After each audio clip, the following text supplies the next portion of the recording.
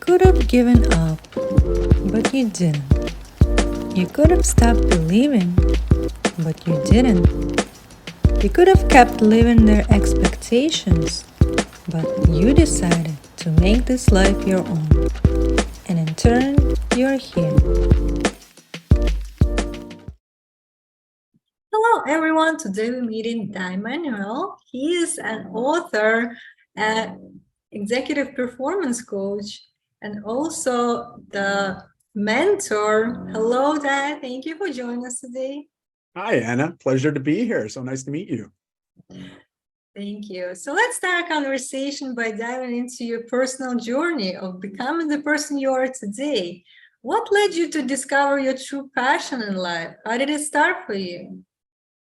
Well, to be fair, like any of us, our journeys are rarely a straight line from A to B. My life has led me down lots of different paths, and not all of them positive. But I learned something from every one of those paths. And I think that's the thing that's been really beneficial for me getting to where I am today is recognizing that there are no mistakes, there's only learnings. And yeah, I'm a perpetual optimist, if you haven't figured that out already. I tend to lean on the side of positivity rather than negativity. But it wasn't always like that. It wasn't. It's a choice now to live like that. But earlier on, I didn't even realize it was an option.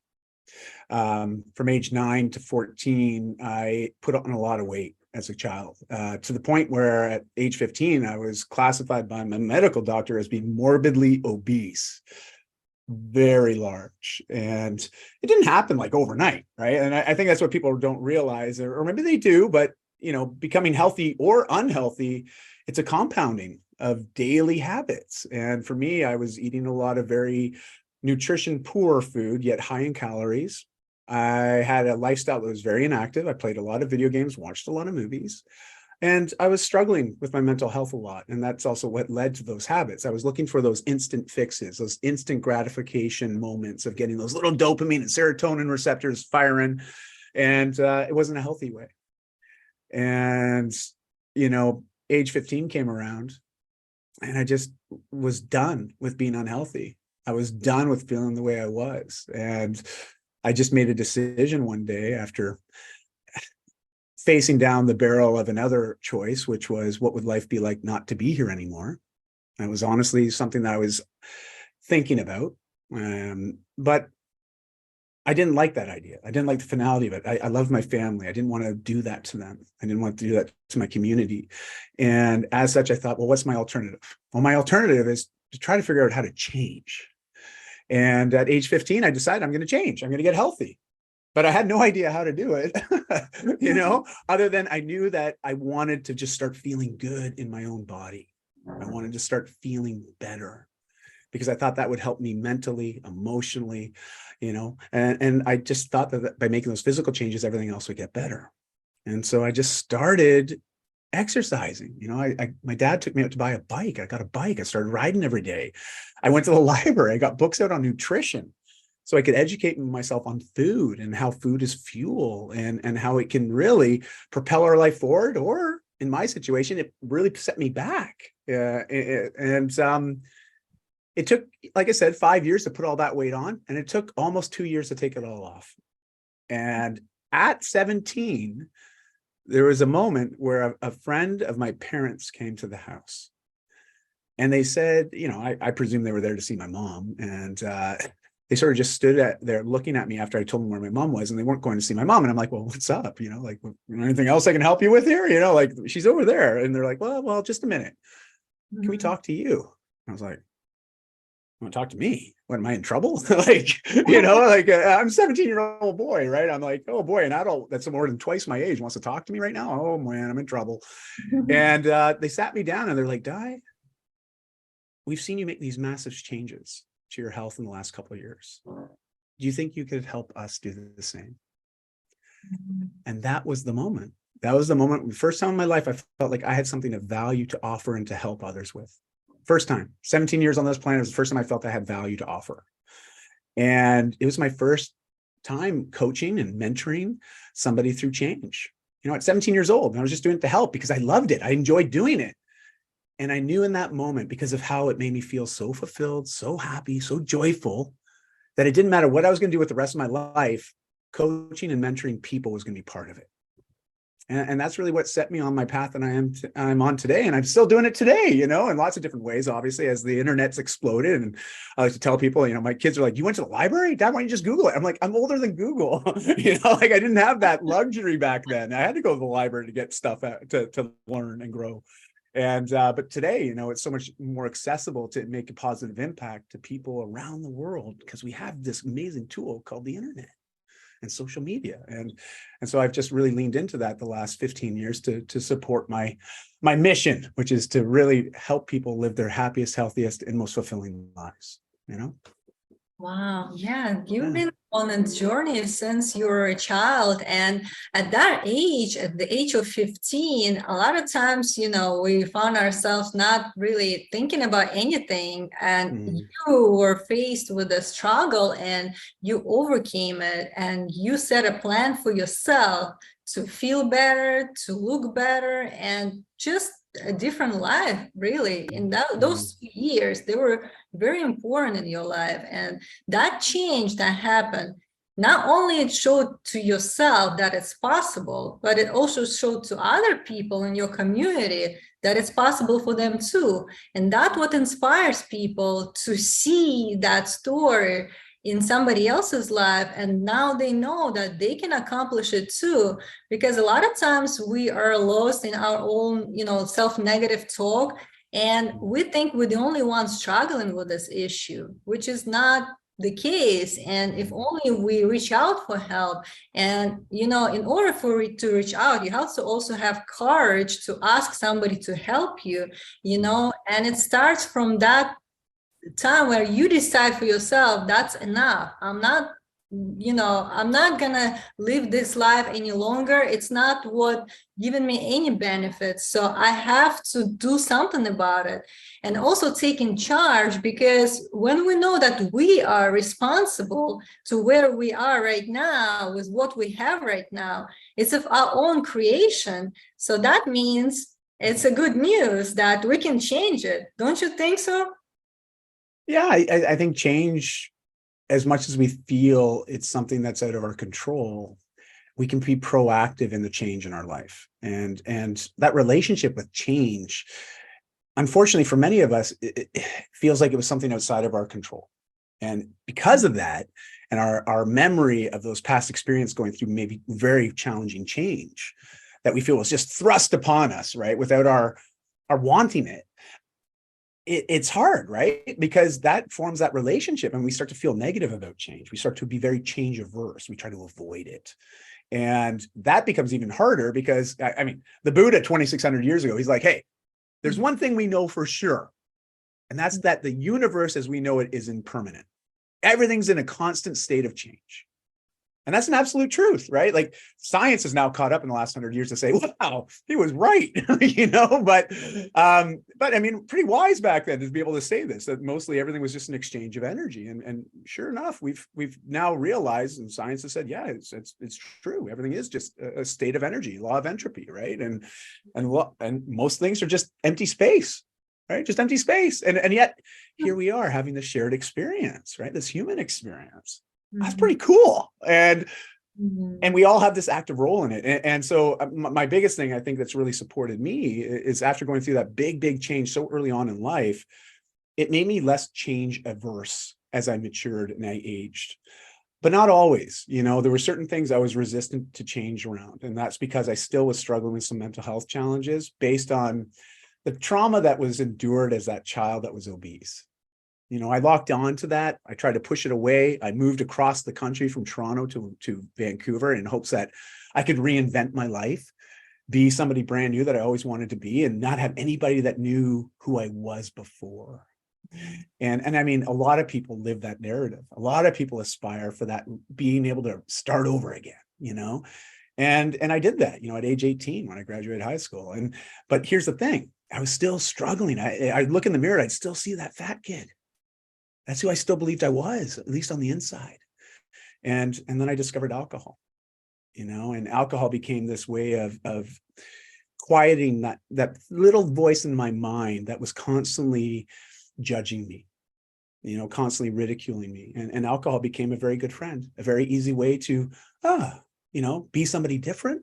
And the crazy thing was, the people I was associating with, they liked hanging out with fun guy Dai, Dai, the guy that was drinking. And I started to associate that person or personality as being the more important one, the one that people actually liked. And so that put me on a 15-year path where alcohol was a really big part of my life, both personally and professionally, based on the industry I was in as an entrepreneur and just the nature of business. It seemed alcohol was always involved, but it was also always involved because when I look back on it, I was also the one involving it, so full accountability here. And but then at age 32, I was like, you know what, I'm going to lose my family.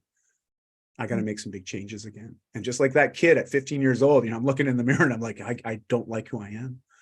I have to make some changes. And so again, I went on a journey of change, and it was hard. Okay. It was really hard. We can dive into some of that if we want, but it was so worth it. And it was more than worth it, but it was hard. and sometimes change is hard, A lot of times change is hard because it's something that puts you in that uncomfortable place. There is also familiarity with what you're doing. And when you repeat the same actions, you feel this is something familiar. This is who I am. You start identifying yourself with that personality or that role that you're playing right now. And again, like if you're faced with a struggle or you have to change because you understand that it's no longer serving me. And at this point, it got to the, very extreme, where I could just lose everything. And when you understand that it is detrimental to your own life and you have to make that change, you have kind of no choice but to change. And even though it's uncomfortable, you're still willing to go through that phase, knowing that it's gonna be temporary. But again, like of course, like when you're in the moment, you don't realize that for you accept it as something bigger than it is. But once you start taking steps towards that direction, eventually you see it becomes easier and easier and easier, but only with your decision in the beginning to make that change in the first place. Because everything starts with that decision. If you are not going to accept it as, a problem for you, then nothing will change. And no matter who is talking to you or telling you, it could inspire you in a way, but in the end, you have to make that decision, right? So I think it's number one to have that acceptance of who you are, where you are. No matter where you are, at any point of time, you can change. So that's the thing, like people keep focusing on, okay, so I'm too old, I'm too young, so find any reasons why they cannot change, but those are just excuses. Nothing will prevent you from doing what you want to do in your life. And of course, it's hard and it's taking your effort and commitment to that process. You have to stay on that path and show that you're dedicated to it, not just try and, because you're gonna face a lot of challenges where you have to be the one that inspire yourself. Like you have to have that internal motivation to move forward. And again, if you know that it will be beneficial for you, it's good for you, then you kind of know internally that you feel that desire to change, and it will help you to stay in that process long enough to see the result for yourself, because you have to show yourself through experience that you can do it, that it's possible. And when you see how you feel now, the result of all that effort that you put in, that again, that fuels that motivation even more, and you still continue on it. And that's, I think, the hardest part is the beginning, when people, they know that it's not good for them. They know that they're suffering, and it's mostly self-inflicted suffering, because this is, understanding that I'm the one that brought myself to this point. And again, if I'm going to take responsibility, then I have to do something about it.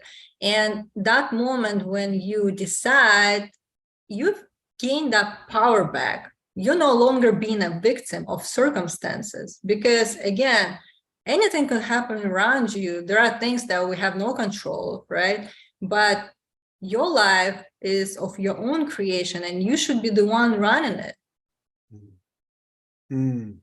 Yeah, it's all well said.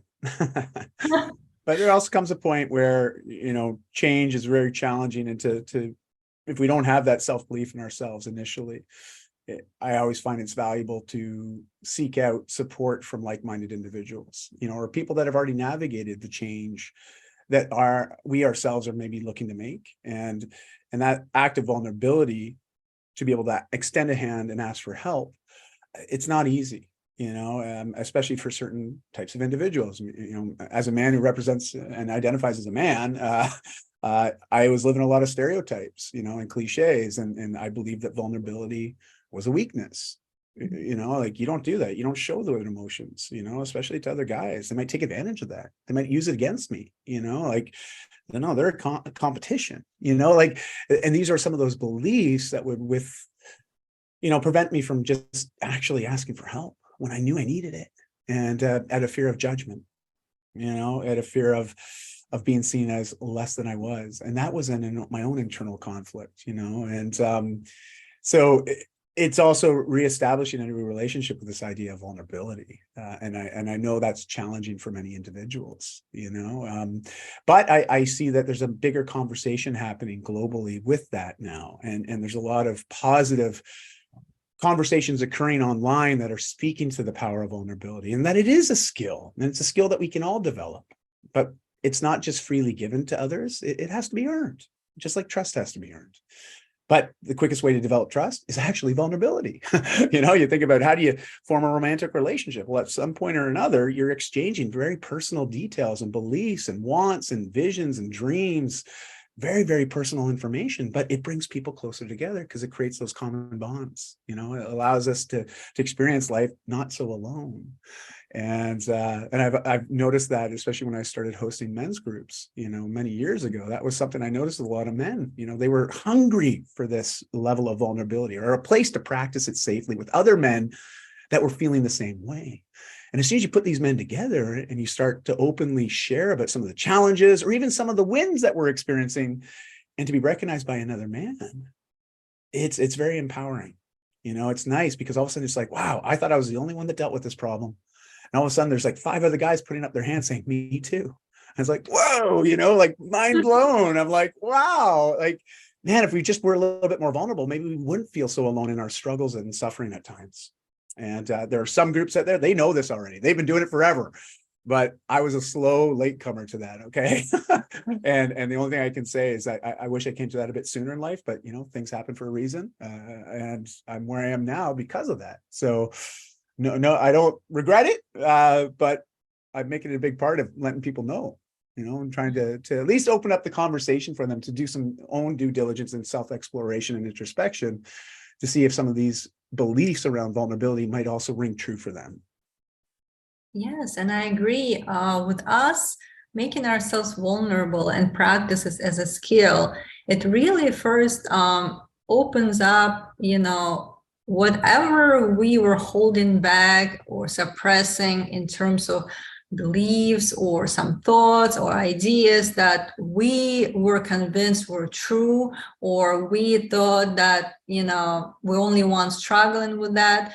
But just like bringing it to the surface, just opening up, sharing with others, we recognize that, first of all, it's not, as big as we think it is.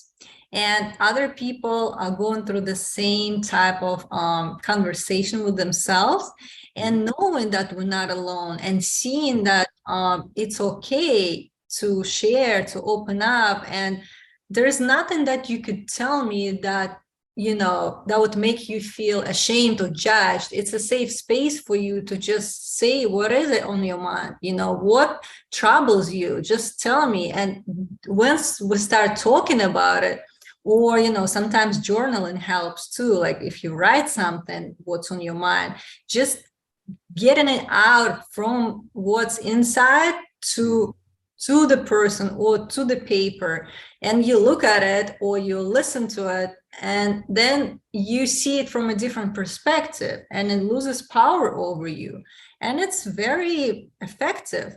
And as, like you mentioned, a lot of different groups and mentors available for people to really like help them to go through that process and to show them what they can do, even being on their own, but sometimes they don't know all the tools that are available. And then like once they explore, or if somebody could teach them what is available, then they can just be supporting themselves on a daily basis, knowing that our own mental and physical health should be our own priority. We should dedicate time consistently, regularly in our schedule to make sure that that's taken care of.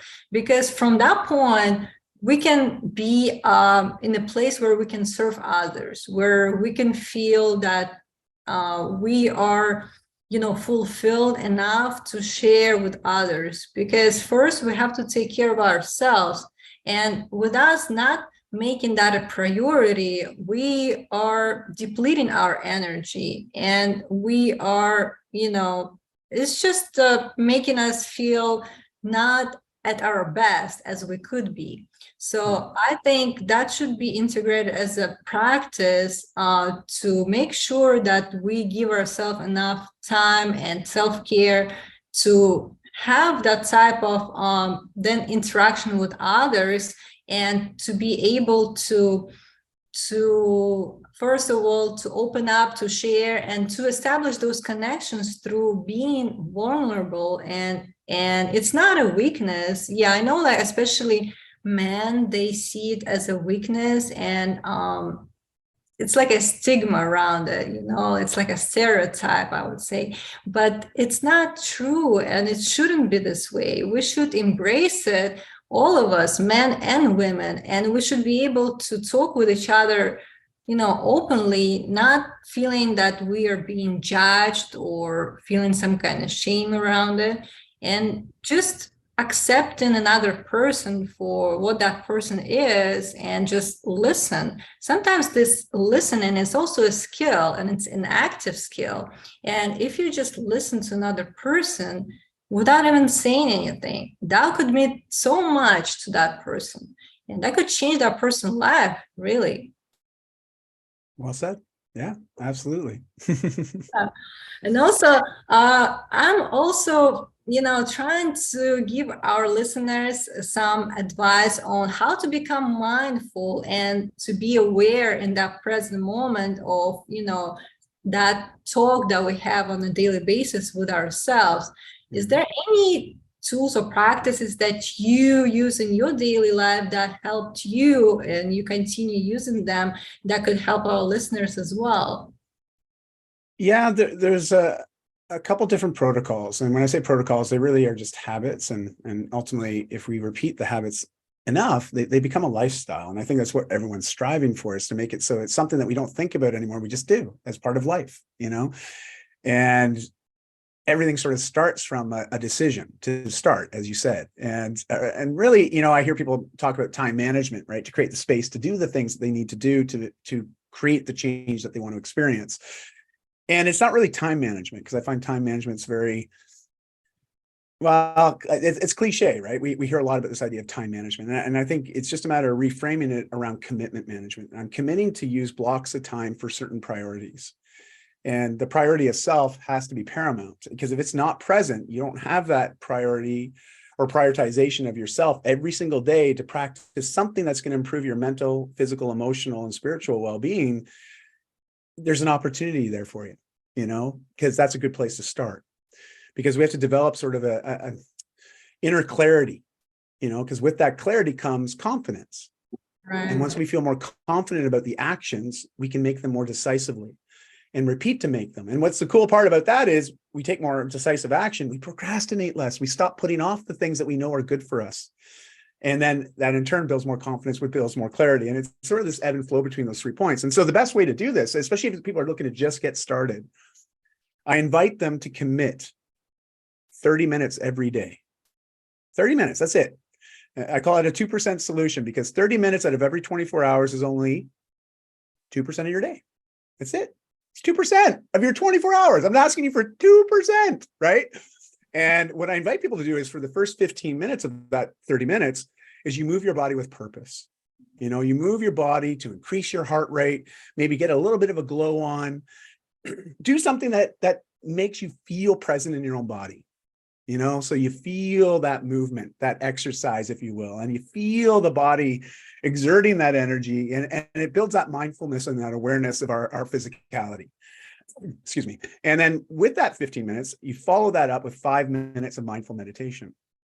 So I always find after 15 minutes of moving and your heart rate's elevated, you're a little bit sweaty, sit down, on all fours in a chair, cross-legged, whatever comfortable position you can, and just focus on the breath. And it's really easy to focus on the breath when the heart rate's elevated. So you focus on that breath and just be really present for that and feel your heart rate and just start to be very present in the moment and aware of what's going on in your body and try to slow that heart rate down through your breath. It's a great way to be introduced to meditation because I know a lot of people struggle with it. I'm one of them. I'm someone that likes to move. And so sitting still for any period of time, not the easiest of things to do. And so it's a nice way to introduce this mindfulness practice. After that, you got 10 minutes left. I recommend that you inject something positive to that muscle between the ears, okay? That brain of ours, that mind. It needs to be fed something positive, uplifting, and encouraging. It could listen to a great podcast like yours, Anna. You could watch a TED Talk. You could read an Audible book. Maybe you talk to a mentor or to a coach. Whatever you do, just make that 10 minutes very important as a way to inject something positive in, because the positive in will influence your perspective, not only on yourself, but the world around you. And I ask people, commit 28 days, right? Just 28 days, that's 4 weeks, where every day, 30 minutes is a prioritized commitment, right? It's non-negotiable. And I invite people to do that. And I invite them to say, hey, what did you notice after 28 days? Everybody notices big, big positive shifts. Everybody. And I outlined this whole protocol in my book, The Whole Life Fitness Manifesto, I wrote many years ago, and just really as a blueprint to help people get started. Because I find that that's the most challenging part of any journey is the first step, or even more so, the first decision to actually take the first step. Right. And it's that constant battle in and out of our head where we're like, should I not? Why would I? I've tried stuff in the past. It didn't work for me. I mean, we have this chatter in our brains, and we just got to quiet that monkey mind. And sometimes we just have to say, shut up. I'm doing this anyways. And just do the action. Trust a process. And believe me, I've never had anybody write me and say, Dai, I didn't notice anything positive happen. I've never, ever, out of the thousands of people that have done it, I've never heard back from anybody saying, hey, it didn't work. In fact, it's the opposite. So that's how I invite people to get started. Those simple practices, very easy. You can do it in your home. You can do it traveling. You can do it in the park. Because I hear people say, oh, I don't have the space. I don't have this. I don't have that. I'm like, come on. Yes, you do. You can do this. Like if I was paying you $1,000 for every 30 minutes you committed to your own personal health, you would prioritize that. Mm-hmm. So don't tell me any of these excuses, these justifications, because the way you do anything is the way you do everything. So if you're, avoiding this 30 minutes of self-care every day, what else are you avoiding in your life right now? So it's a bigger conversation, obviously. But that's how I usually recommend people get started. Yes, and that's a very powerful practice. You integrated a lot in those 30-minute period. Mm-hmm. And like you said, finding those 2% of time every single day for the period of 28 days is possible. So there is no way you can find 30 minutes a day or find space to do it. So it's just eliminates any type of excuses. And within that period of time, you can do exercise, you can do meditation and say something positive, or even you know, like gratitude, like what are you grateful for in your life or for today, or what are you setting the intention for today, let's say, anything that will bring you to that positive mindset. And yes, after 28 days, it's like a compound effect. In anything that we do, we have to commit to be consistent with those actions, and then you will see the result. But like you said, you have to be committed from the beginning for that 1 month of challenge, right? Because if you just start and do 1 or 2 days and give up, you're not gonna see, you're not giving you enough time to see the result. That's the thing. Like, you have to go through the whole period to even realize that, yeah, it helped me, and in what way it helped you, so you can reflect back on what exactly happened, and then you will see the connection between, you know, different actions, decisions, and the results that you're getting. So like I mentioned, experience it ourselves is the most important part, because we can tell you anything, you know, right now, but without you doing it, taking an action, you know, nothing will change, and you will not know for yourself for sure that it works. So you have to give yourself that time, and also it's for your own benefit, it's for your own self-care. If you believe that you deserve to be taken care of, and you are the one giving yourself that time, it's just what it takes. It's your commitment. So, and I'm so glad that you mentioned it. And I think for those who would like to start, and that would be a great beginning, and it could lead to something, you know, some other opportunities could come their way because of that, because they decided to prioritize their health. Yeah. Absolutely. And for those who would like to connect you, how can they find you online? Well, the advantage of having a unique name, I'm pretty easy to find if you can spell it right. and actually, so many people have misspelled my name. They auto-populate now in the searches. If you start to spell my name correctly, I'll pop up. And Dai's D-A-I, last name is Manuel, M-A-N-U-E-L. And I'm active on all social platforms, but most engaged with LinkedIn, Facebook, Instagram. So I always say you can shoot me a message on any of those 3 platforms. I'm very active. I post every day, lots of tips, information to help people live their best life and get out of their own way. And I also have a website, daimanuel.com, but 2,200 articles. I've been blogging for 15 years. Again, all geared to help people live their healthiest, happiest, and most fulfilling lives. And you know, be a bit more open to change, right? And more proactive around change. And so that's a great way to get a hold of me. Just shoot me a message, say, hey, you know, I heard you and Anna talking. This is the big change I'm working on right now. That's a great way to start a conversation. Yes, definitely. And so glad that we met today. Thank you for sharing your thoughts and wisdom. And as we're closing, what would you say to our listeners are the thought for today? Well, you know, I'm going to quote Buddha. All right. Buddha said something many, many years ago, like 2,600 years ago, right? Like, he said, this too shall pass. Now, a lot of people believe that this too shall pass it relates to those hard moments in our lives, those challenging moments. It's okay. I know it's hard, but we'll get through this. It will pass. I will be okay. And yes, we have a lot of those experiences in our lives. Okay, we do. But here's the thing. I did a 10-day silent retreat of Vipassana. And I remember speaking to the meditation teacher. That was the only time I was able to speak on this 10-day silent retreat, was when you're talking to the meditation instructor. And it was just a very quick conversation, but it was around this idea of this too shall pass. And she reminded me, she said, you know, everyone thinks Buddha's relating to the hard stuff, but he's actually talking about all the good stuff. Mm-hmm. Every amazing moment in your life. Like, I have 2 daughters, the days they were born, the days they learned to walk, the day I met my wife, all amazing milestone moments in my life. The day at 15, when I looked in the mirror and said, you know what, I want to change. Or, you know, when I was 32 and said, I don't want to drink anymore. I want to say no to alcohol so I can say yes to my life. You know, like, those are huge moments in my life that were very positive. And those too passed.